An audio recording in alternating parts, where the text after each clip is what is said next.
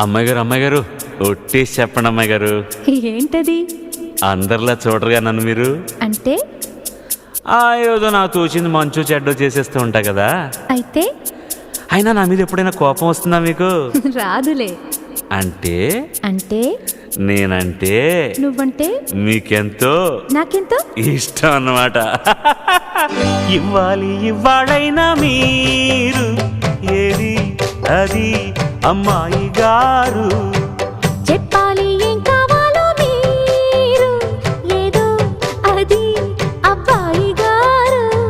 నన్నే మెచ్చారు, నేనే నచ్చానన్నారు. తీరా అది అంటే ఇంకా ఏమో ఆలోచిస్తారు.